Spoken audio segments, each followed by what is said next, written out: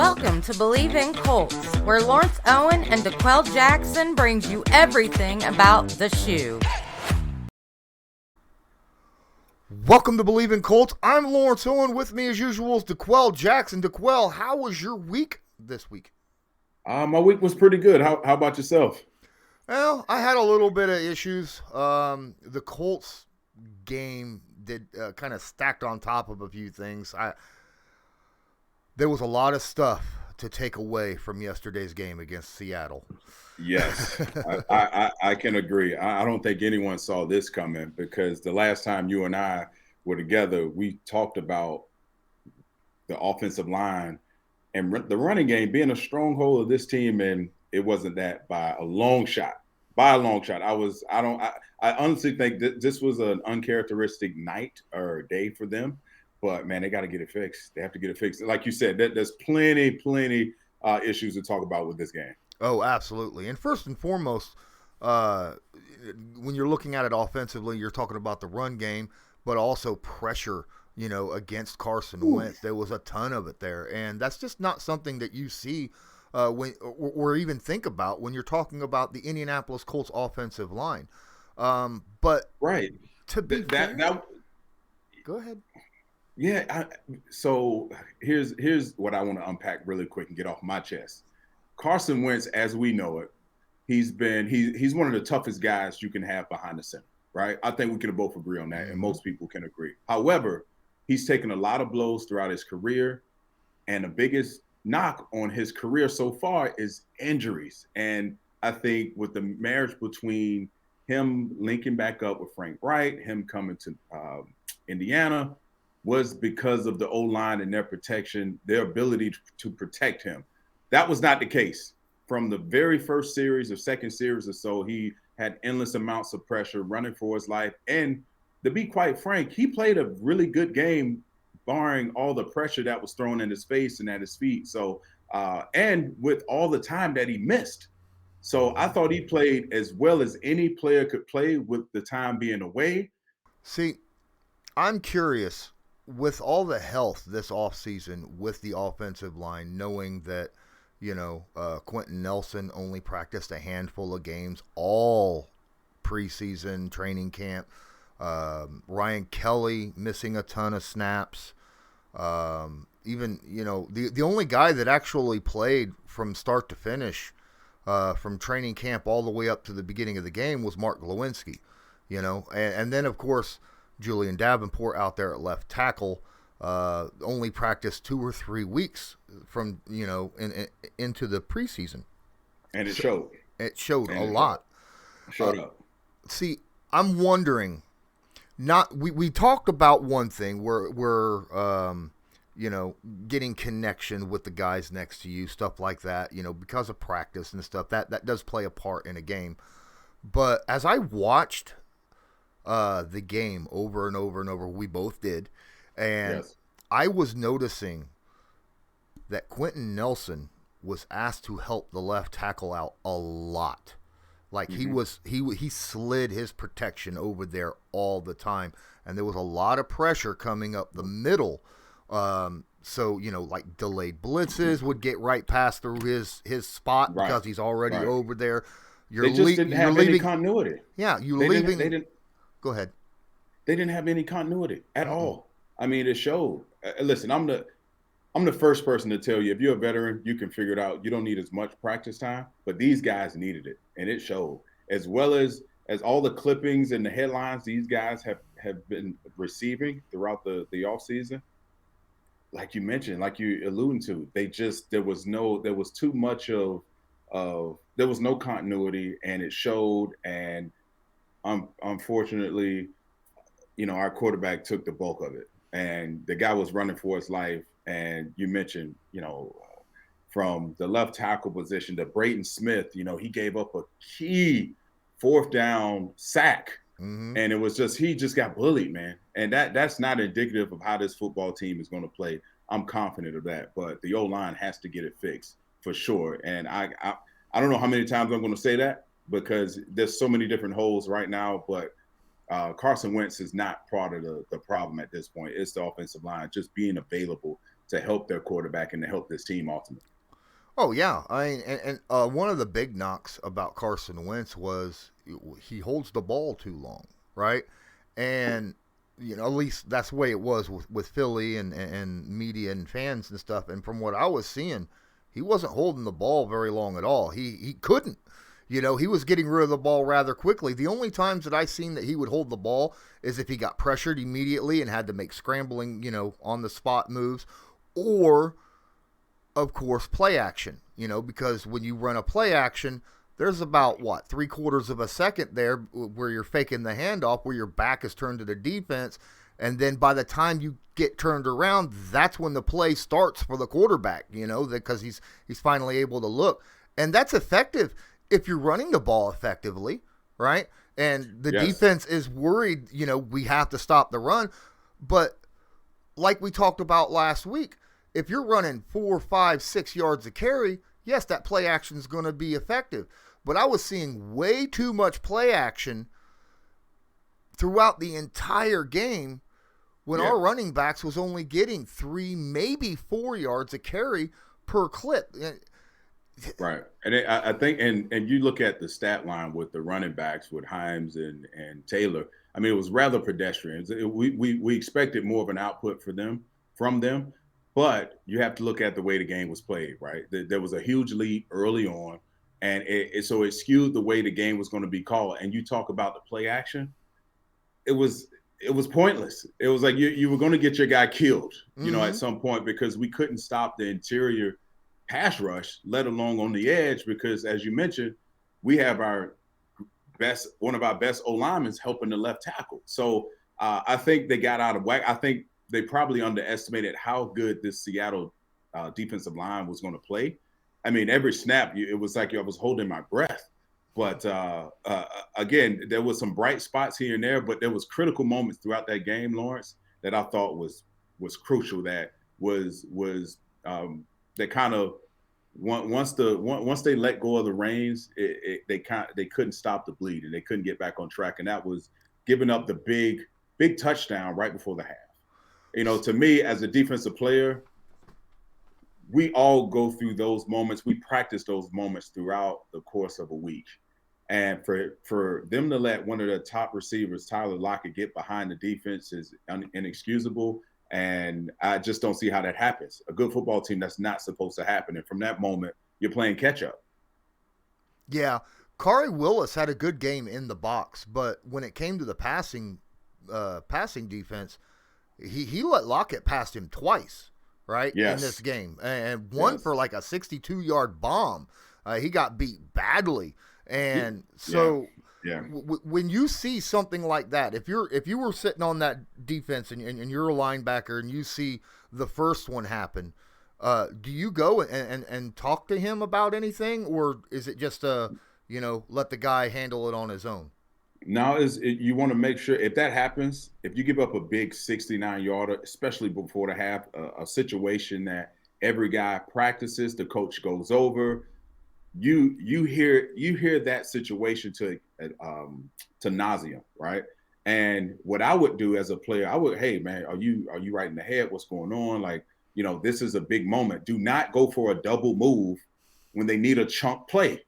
They did at this point. They're not trying. They want someone in the back end to have a mental error, as he did.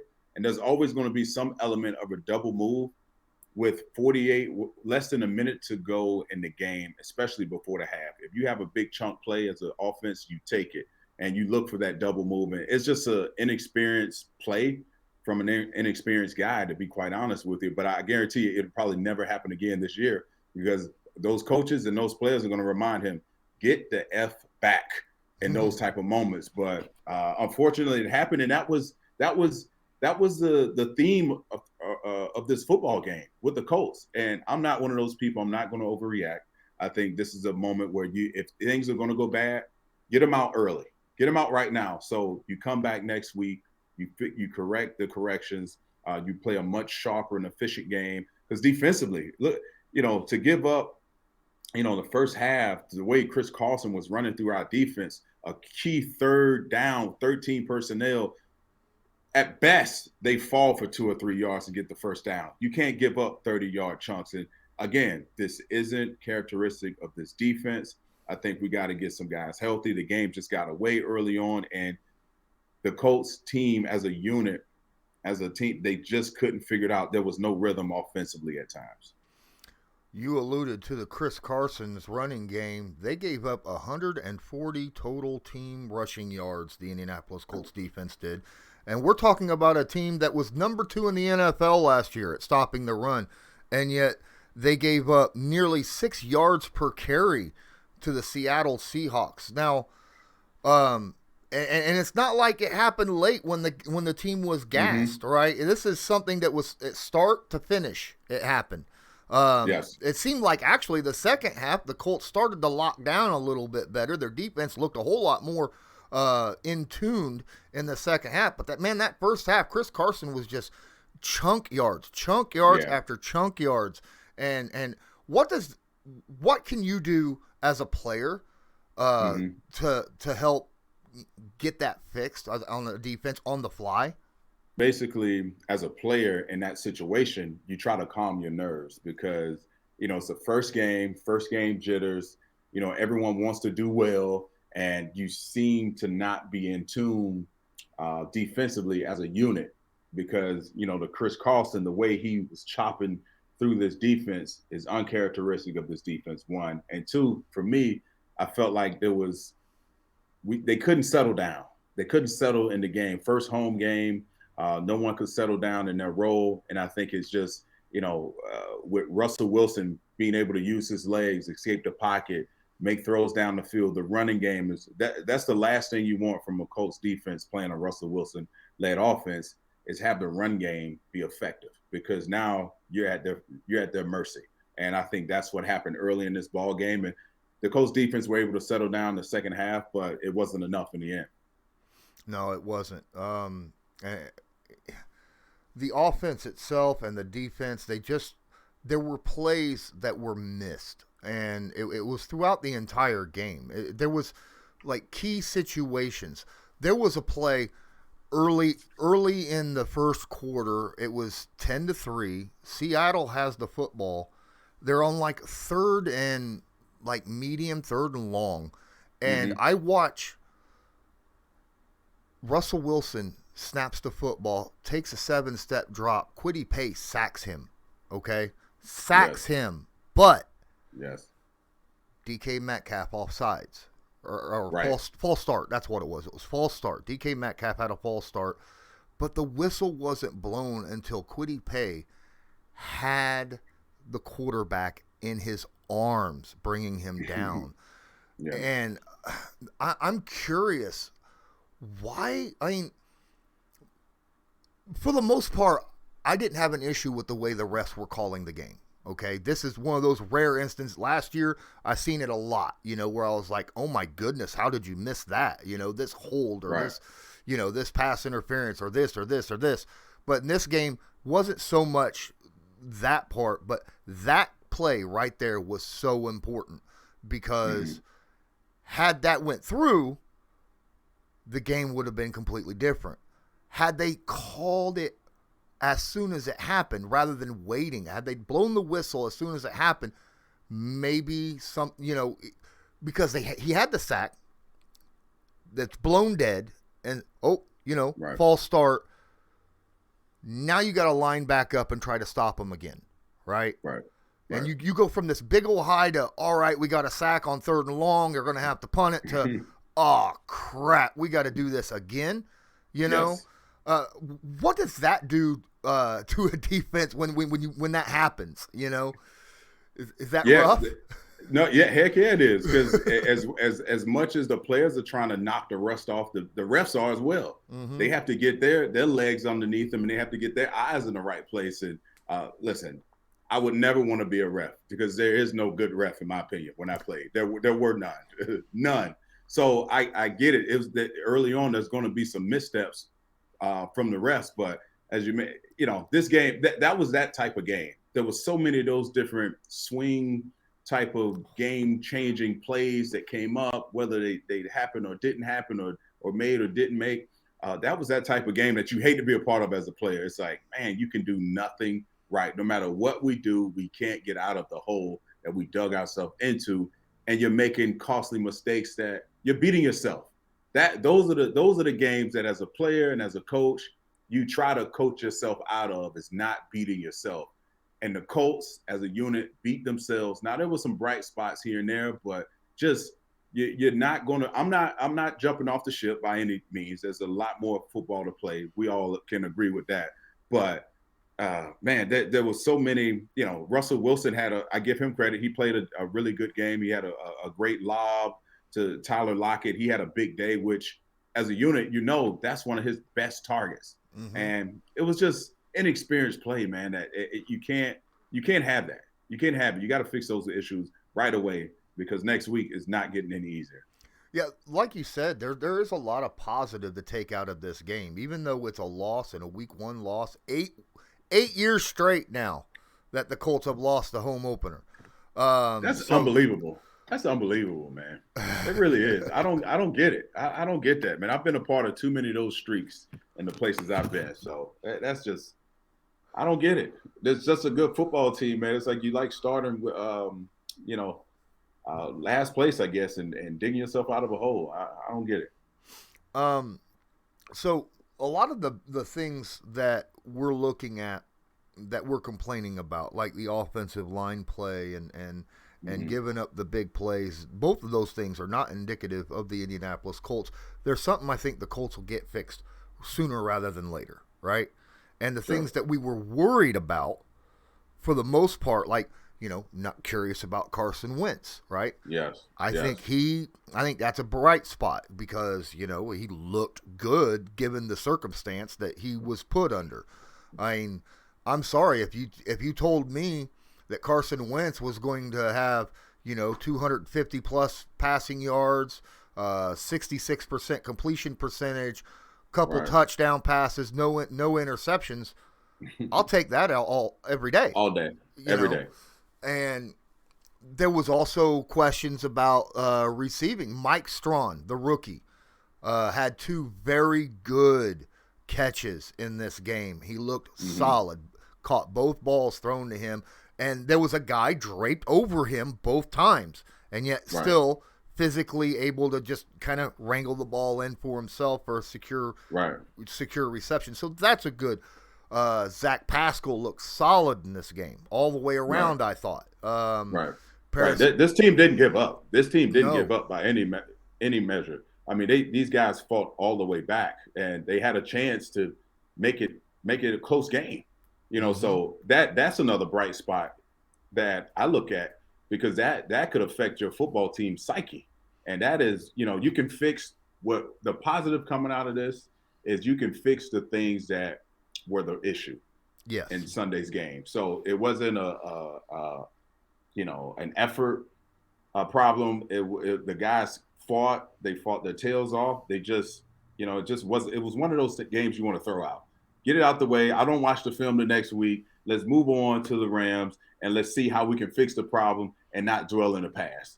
This is one of those games that you just throw out. You don't go back to. But you have to fix. If you don't fix it, and the way the NFL works, if you don't fix your issues, you're going to see them the following week, the week after that, until you fix it. And I promise you, Braden Smith, he's going to get a lot of unique packages thrown his way if he's going to be the guy for Carson Wentz in this football team. Because that fourth down stop, that fourth and 1 was just inexcusable. You can't have that. Bowled over. He got blown up, man. He got blown up. No, that's unacceptable. That pisses me off just watching that, because I know he's tough. He's a tough guy, and he's got he's got pride, but you can't win them all. But that was a key moment. Yeah. That, those moments we've talked about, one of those moments where we were slowly creeping back into this football game, and just a break, just one little break. Who knows how the turnout would have been, but This team fought with pride, and I'm wearing my Colts shirt with pride today. Yeah. There's plenty there for me to be optimistic for the rest of the season. even though we are going to be going up against probably the toughest team that we'll face all year next week. At least. no doubt. I tell you what, the back end of the Colts defense, and just from a communication standpoint, you could tell it was first week jitters and just the communication breakdown. They're all professional guys. That is one area that you have to be on top of in at least the first month of the season, because that's when things break down. That's when things you position yourself for, as you know, within your conference, within your playoff run. And now we have an extra game. So every game matters, and the quicker you can fix that communication issues, we'll see the brand of football that we're expecting from our Colts. Now, you had mentioned something earlier, and it kind of piques my interest a little bit. You were talking about don't even look at the film, throw it away, move on the next week. If you have a bad game and you know that there's a lot of stuff that you need to work on, get fixed, do players look at that on their own, or do they let the coaches do that and bring it up to them? Yeah, players. I mean, obviously, when I say throw the film out, I remember coaches, if we had a game like this, and he would leave it up to the position coaches and the players to correct them and address it in their respective rooms. However, how it usually goes, the next day you come in, the coach is going to tell you everything that, these are our team goals. This is what we were. This is what they were. We didn't hit our goals, and you dwell on, what happened the day before. When I say throw the game out, as a coach, you tell the team, listen, we're going to fix I trust that my veteran group will get the necessary corrections fixed, and we won't address it as a team. We'll let your coach address it. But you fix the problem, but you don't address it as a team. So if I hate to use the right Braden Smith, you're not being called out in front of the entire team, because we know you're a much better player than that. As opposed to in normal circumstances, you call out all the corrections and you let everyone know who's having mental errors, who's playing well. That's typically how you get the pulse of your team to know, oh, okay, who are my guys that I can depend on from a mental standpoint. And it also gives a guy like myself who played defense to see who's doing what on offense, because you don't get that time once you break the team meeting.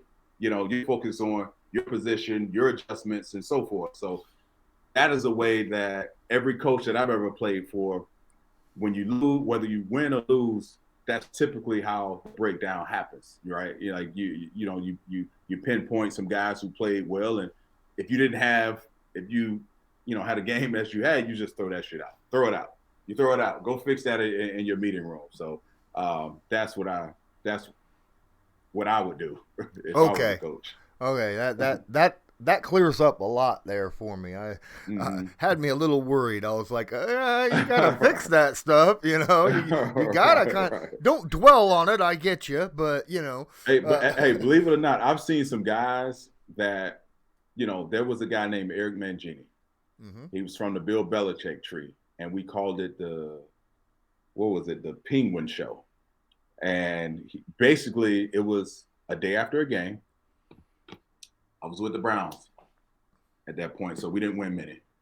Most coaches do this, but it was his correction meeting was, you had to be thick-skinned to be able to get through it and not walk out of that meeting like, looking sideways at this guy. That's how mature he needed his team to be. But you can't coach everyone like that. That's why I brought up you don't throw it out.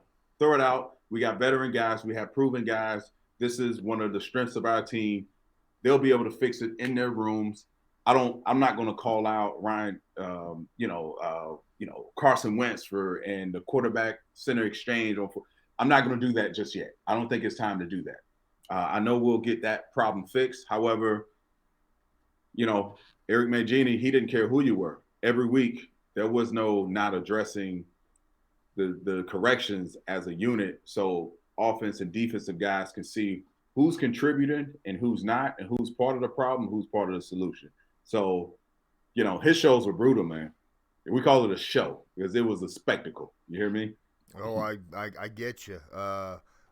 Obviously, I've not been in that room, but I can understand because I've worked in places where the bosses would bring everybody in and call individual workers out, Yeah, right there yeah, in the middle of, and that you're right. I mean, you can't do that to everybody because, like you said, you got to have a thick skin to take it right, and just be a man about it and be like, all right, you're right. I screwed up here, right, uh, right. Because everyone wants to get it right, mm-hmm. but it comes down to fundamentals of the game. I'm not worried about this group. I think they'll get it fixed. I think these guys knew, despite all the things that went wrong, they still had a chance against a very good football team that's going to be in the playoffs. That's arguably Russell Wilson was, first half of the season, he was an MVP, Mm-hmm. front runner. So there's a lot to take away from this game, but yeah, I throw it out. No, I throw it out. Well, I mean, I the move on. second, like you said, the second half of the game, I thought the defense really came together and played really, really well. Even the touchdown drive in the second half that they had, Yes. those were very, contested plays, right? Uh, Mm-hmm. Mm-hmm. the pass, even the touchdown pass to DK Metcalf in the end zone, Kenny Moore was over him. He had his Right. hand Right. stretched out. It was just Right. a heck of a really good pass by Russell Wilson, placing it in a place where only Metcalf could catch it and Yeah. and, and keep Moore away. So credit to them, they earned that touchdown. Yeah, that was one of those plays that we called it an all go special, where all five guys get out, and it's on the O line. There's no one, they disguise it a bit, and DK Metcalf is in the slot. He's got the body. As a veteran guy watching the game, like, there's a good chance when I saw the back two tight ends run a vertical, I knew exactly what was happening on the other side. And it was like you mentioned, he was in the position, he just didn't make the play. Yeah. And again, as time goes on, that coverage gets a little tighter. Next thing you know, the next time he sees that type of play concept, he's knocking the ball out. So I'm encouraged. I'm encouraged. I'm really encouraged. It was, you have to understand body types as well. He's a Mm-hmm. big guy. If Kenny Moore, if you're not glued to him, he's going to basketball box you out. And in the end zone, all it takes is a catch, 2 seconds. Yeah. Strike up the Exactly. band. So yeah, they didn't give up, man. They didn't give up. I'm encouraged by the unit, and I know those guys in that locker room. They came in today. They're going to approach next week with their hair on fire. Like I said, it doesn't get any easier. And from an O-line standpoint, this is a true test. Now, you didn't pass the test last week. Are you going to pass the test this week? And are guys going to make sure Carson Wentz is able to stand in the pocket, be comfortable in the pocket, deliver the ball on time? That way he can build that confidence with his receivers that he needs. And when that happens, you're going to see a spillover throughout the special teams, and the defense is going to play a little better. And now the defense wants to create more turnovers and not play from behind as opposed to playing with the lead. Because once you play with the lead, now you have the DeForest Buckner. Now you have Darius Leonard and all these guys that are really good blitzers joining the party. And now you're going to see, this team kind of mature in front of us and show us what they're going to look like for the duration of the season. Oh, absolutely. I mean, like you said, you was talking about Darius Leonard and that was obvious. That was frustration. You could see it in his Yes. face. He's like, Yes. you know what? We need to get a turnover. He just walked over. Yes. Bam. Yes. You know. Another play was that sack by DeForest Buckner, right? You Yes. could see it Yes. where, he just, it was, you ain't getting away from me this time. I gotta make this play, right? Right. That you could tell that the veteran guys on this team, they were getting frustrated, Yes. And can I talk about that Darius Leonard? This is when everyone, because I'm sure on the sideline, everyone was talking about, we need a turnover, we need a game change. We're the defense. If we call ourselves, leaders on this team, if I'm a player on this team, I'm a star in this league, I want to make an impact play. Mm-hmm. And I've tried in my 11 years, Lawrence, I've tried to punch out a football as I'm making the tackle, I've never been able to do it. I could probably barely do it if you're walking towards me now. But it's the most difficult punch out and strip that you have to either practice it, you have to feel it, and it's a God-given gift because if you punch wrong, there's a good chance your fingers and wrists could be screwed. I mean, it was a heck of a timely play. Unfortunately, we didn't capitalize off of it, but there's those guys are playing the game the right way, and it was great to see the guys that we are going to depend on step up and try to re-energize this team. Well, it's funny that you're talking about that. Darius is known for punching balls out, right? He does it all the time. And the great thing about when he does it, he's wrapping up while he's punching it out. So if he misses, that tackle still happens, Right. And that alone is amazing to me that you're able to do, like you said, it's got to be perfect on the punch out just to get it by itself. Let alone the fact that you're able to get the rest of your body in tune. He probably has been practicing that since he came out of the birth canal, right? I mean, right. And I'm paid to make tackles, to tackle the guy with the football. If I'm focusing on punching out and missing tackles, I'm not willing to take that risk, unless it's an obvious strip. So it takes an incredible amount of courage and practice and gift to be able to execute it the way he does. Well, there you go. There you have it, everybody. Now we kind of understand the little extra money that Darius Leonard got on his contract. Oh man, and I thought he played active. I thought he, I look at things that the intangible things when I look at guys that are you when the things aren't going as well, are you the guy to lead by example or lead by being a vocal leader or such? And I think he deserves every dollar, every dollar. He earned it. But I'm hopeful this team will get it fixed. And I'm very hopeful in Carson Wentz. I'm really rooting for Carson Wentz and his success because he showed me a lot. I didn't watch him a ton in Philly. I knew he had the arm talent, but he stood in the pocket, man. We have to give him credit. He's a tough guy, man. He really is. And like you mentioned, the last drive to be able to go down the field and try to generate some rhythm and momentum, it's a testament to how bad he really wants it. Yeah, I mean, we watched that play where he gets sandwiched between both the defensive tackles, and one of the defensive tackles is the one that got hurt on that play, and Carson just got up and just kind of looked down at him like, crap, Yeah.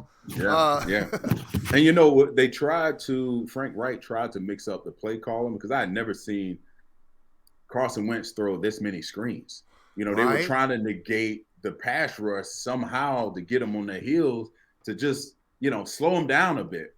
And we had some success with it, but anytime you start, in my opinion, you start seeing the football team throw a lot of screens, they're not protecting as well as they would hope, So I thought that was, the game goes, you have to, call the game as it flows. And unfortunately, it wasn't enough. Enough. Yeah, it is true. I saw some things from Carson Wentz today that like you said, it made me really hopeful, very surprised. The way he's able to, he can make a throw in a weird angle. I remember one where he rolled out to his left because of pressure, pushed him out to his left, and he had to angle the ball in such a way to get around the linebacker out to the running back at the last second. It's kind of lofted it over there, and I was like, that's something you would not have gotten from Phillip Rivers. There's no way you could get something like that. And some of those passes over the middle to guys like Mike Strawn or Zach Pascal, Rivers couldn't have done it because the window was too tight. He just zipped that ball in there. He was accurate for the most part. Now there was a couple passes where I think he was more throwing it away than he was trying to make a completion. Out on the sideline. Like that pass to Mo Alley Cox. That was overthrown down the sideline. That was obvious. I don't want to get sacked. I don't want to get a turnover. Right. And sometimes that's the best decision is, giving up a sack as opposed to, you just alluded to, because I feel like that's why quarterbacks are really good golfers. they can make, any they can get themselves out of a hole, get themselves. I don't know if you play golf at all, but these guys, Carson Wentz, they could be two guys on top of him and he's still trying to make a throw. So it shows you how tough he is, man. And if you put on the film, you see that, you want to protect the guy. Protect the guy. This team is only going to go as good as Carson Wentz is able to play for them. And you have to have that mindset week in and week out. And from an O-line standpoint, you have to get this fixed in a hurry, because Aaron Donald, he's looking at the tape as well. Aaron Donald and this front seven, they're looking forward to this miscommunication happening up front, because if that's the case, it's going to be a long, very long day for the Indianapolis Colts, and we know we can play much better than what we showed. Yeah, you're not going to have Quentin Nelson out there helping the left tackle this whole game against the Rams. I'll guarantee that, because Quentin Nelson's going to have his hands full with the defensive MVP. Right. He's going to need some help. Yeah, right. All right. So on the last note, we was talking about Carson. I didn't see hero ball from him. I saw him trying to make quick decisions, get rid of the football. When he ran, he made the decision to run quickly. I saw him going down. Granted, those times he dove forward, but he dove forward in a way of giving himself up, not trying to run somebody over. Right. So, again, looks like something that I'm looking forward to seeing him progress with this offense, Yes. As long as he takes care of the football. There was one scramble. He scrambled. He lost the ball, and then obviously the center quarterback exchange, fourth down debacle. But if he can fix those things, which are fixable, and as you mentioned, I agree. He looked like he was well coached. Looked like there was an emphasis on protecting yourself when you expose yourself, and by getting down early, not trying to run over NFL tacklers, that get paid to do that. Because if it's me, if I see the quarterback running in space and I have an opportunity to hit him, I'm going to hit him as hard as I can. So I agree with you on that point, that Carson Wentz did look like he was comfortable with the game plan. He was confident where to go with the football. Yes, he was under duress, but he managed it as well as anyone could manage it, especially given the limited amount of reps he had taken and without any preseason games. Absolutely. Is there anything else you want to add before we bring this to a close? No, man. I think we hit everything, and if we can protect our quarterback and fix, protect him, play better defense, and not give up the big plays and make the plays that we're supposed to make, I think we're good. I think we covered everything. Yeah, I think so too. We'll have to sit down and really look at the Rams tape to go into the pregame breakdown for the Rams this week. But if you guys are watching this on YouTube, please smash that like button, hit subscribe if you're not subscribed. If you're listening to it on the audio podcast, go check me out on YouTube. Make sure you download, share either way, whether you're listening to it or you're watching it. Share this with friends, family, those of you that just like football, because that's the best way for us to get our podcast out, is for people who listen and watch and enjoy it to share it out. Word of mouth is the best that there is, plus social media, right? DeQuell, you have a podcast you run on your own. Why don't you give the listeners a little bit of information about that? Yes, well, you can catch it on all major media platforms. It's called Athletes Unplugged. I interview former teammates of mine and some comedians and things that interest me, and I do it with a glass of champagne and or some whiskey and a cigar. So it's great talks between two former NFL people, and it's entertaining, it's emotional, it's funny. You definitely should check it out. But please check out us, Bleav in Colts. We're going to talk ball all year long. We're going to get in the weeds like we always do, and it's going to be a great time, and we hope you can enjoy it with us. Absolutely. So until next time, I'm Lawrence Owen with DeQuell Jackson, and as usual, Go Colts. Have a good one.